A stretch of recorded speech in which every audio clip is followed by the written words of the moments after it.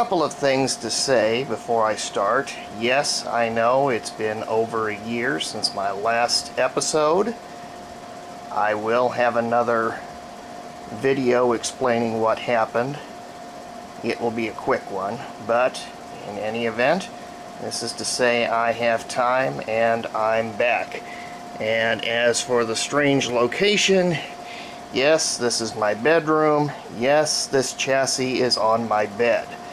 The problem with my house is it is like a large bat cave in that there is very little good light. Even from the chandelier or the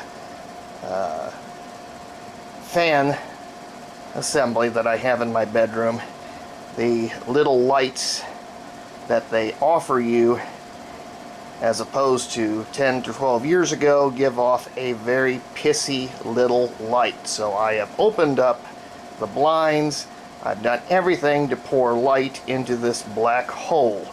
And unfortunately, as big as this chassis is, this is about the biggest area that I can display it. So, with this in mind, this is the next episode, the chassis. Here is the front panel. It's made out of plastic, not Bakelite, and I've had to reinforce it with a couple of strips. Love to have Bakelite this size, but it's just not available to where I'm at.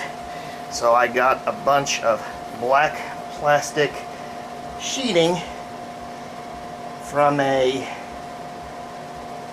estate sale. And so I sanded it down good and gave it a good couple of coats of gloss black just to give it the appearance of Bakelite. And like I said, I had to put a couple of reinforcing strips because it is kind of thin, and as a result it's a little flexible.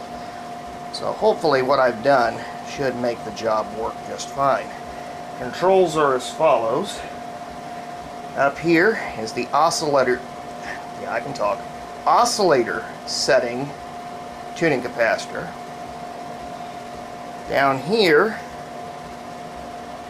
is what they call the wave control capacitor, which I believe, if I'm not mistaken, is the antenna sensitivity capacitor, so to speak. One part sets the station, one part brings up the sensitivity up to where it's listenable. In later Superhets, they just combined all of this together as one unit. Then from here, there's a regeneration control, which is settable for the oscillator. Your volume control is a rheostat, labeled over here. This is a combination A and B battery strength meter. There's a little switch. When it's on, it will show you how much A battery you have. Then on this side, it'll show how much B voltage you have.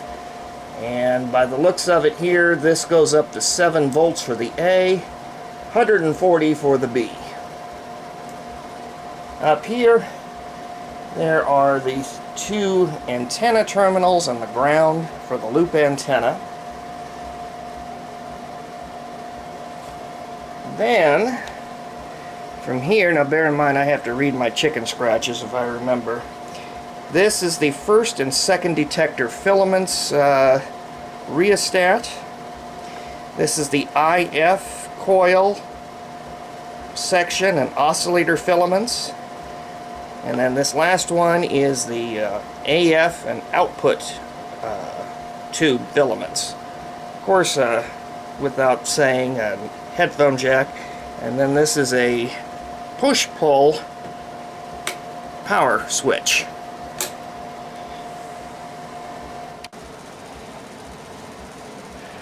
This is the guts of the chassis. Everything is hand-built, except of course the parts that were bought from playthings of the past in Ohio from the late Gary Schneider. I'm just going to go ahead and read from the magazine article, and I will point to each one as I go along.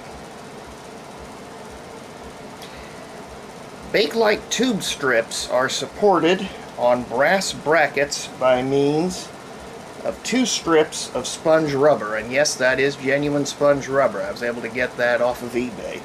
Fairly thick brass strips. The bakelite is actually 2 sheets of that black plastic cemented together, enough to hold the tube sockets, where in turn the tubes are held in place.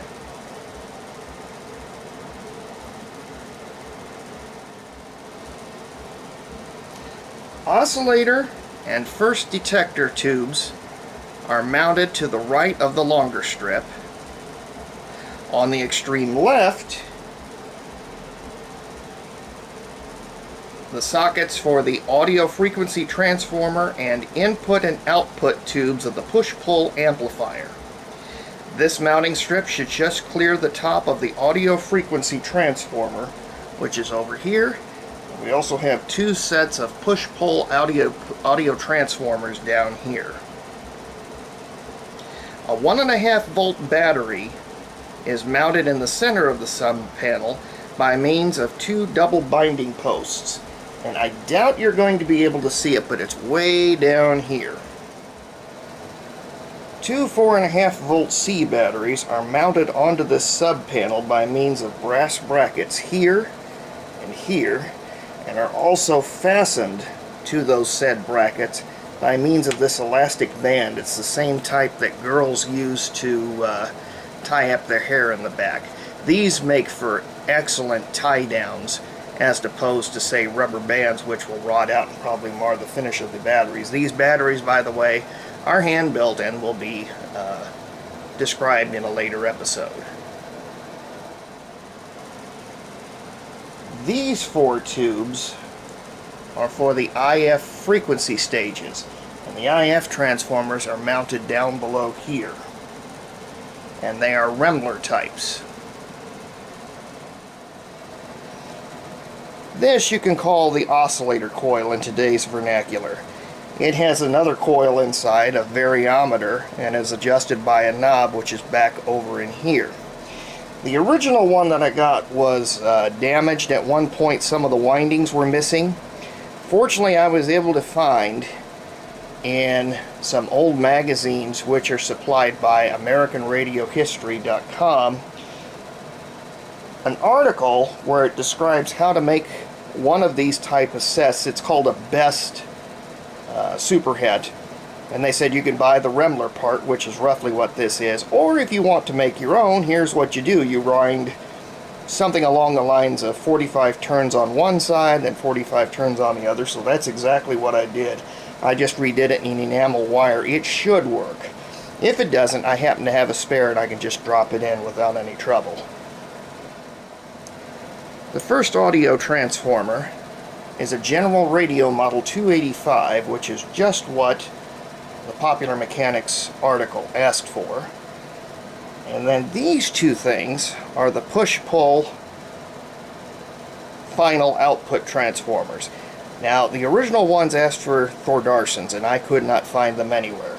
I did ask Mr. Schneider of Playthings of the Past whether he had anything equivalent, and so he found these Como transformers. Are very, very heavy, but they pretty much work the same as the other ones. He said he believed these would work, so these have been installed accordingly.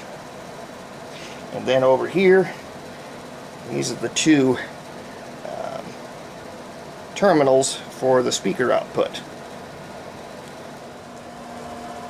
The bottom section is called a sub-panel, and this would be the true chassis, the item that you hang all the parts onto, the main ones, as opposed to the front panel, which has all of the controls and such.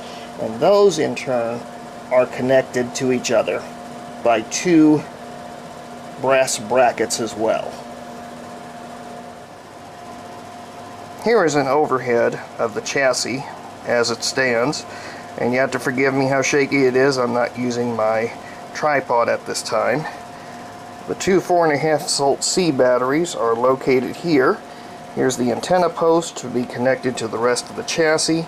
From here, 3 overhead wires go to these terminal posts, which are then attached to the loop antenna. Here's your main panel. These are the 4 IF tubes, and if you notice, they wiggle nice and easily because they're on sponge rubber bumpers.